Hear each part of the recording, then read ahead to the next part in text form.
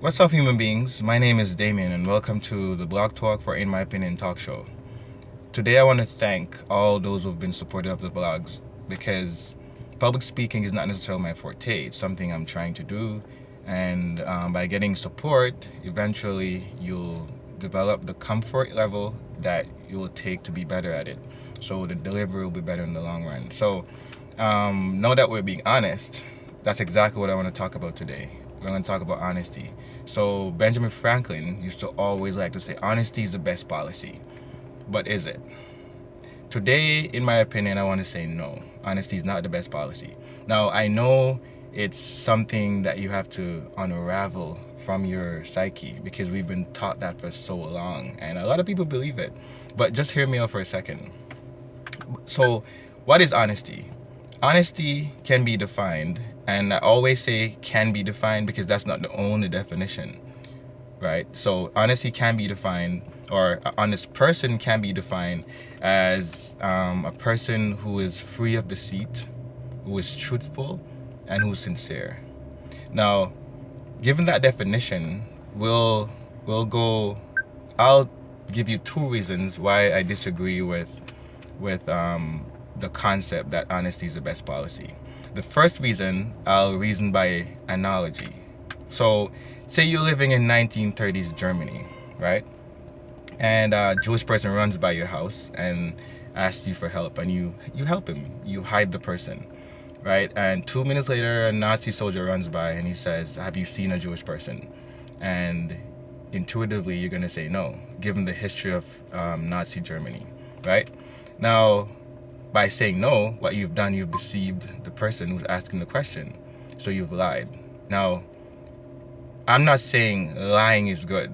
That's not the point here, right? And I also know that we can go into ethical debates with ethical theories such as Kantianism or utilitarianism, and we could get really deep about this. But we're talking about the intuition that we have as people. So, by saying no, right, in my opinion, I'd say that's the right decision at the moment because of given what could transpire if you say yes, right? So that's reason number one. Reason number two is, say you're a negative person, or say you're a person with a really strong personality, right? What will happen is that every time you voice your thoughts, right, or give your opinions, and you're honest about it, it will come off as being negative most times. And we know that negativity is not preferred, right? So in academia, they call that undisciplined openness. Undisciplined openness is a huge criticism for honesty. So we know that you don't necessarily want to hear someone say something negative about you all the time, and especially coming from the same person over and over, that becomes really annoying. And that's a challenge for honesty. So given those two reasons, right, you could see where the point could be made where honesty might be something that we're not desiring per se. We think we are, but we're not.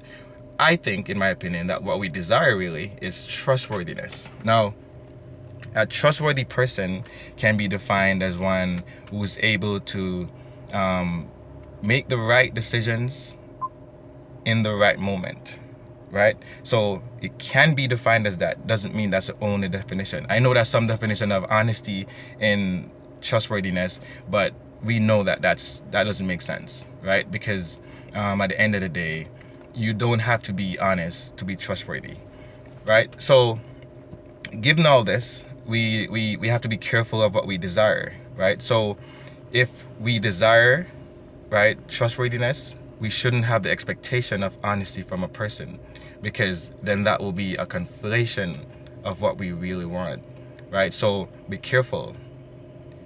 The expectation, right, has to be reasonable. And I think trustworthiness is a less strict, less harsh expectation, and it's more realistic to expect that from as a characteristic of a person. Because remember, Nero fiddles while Rome burned.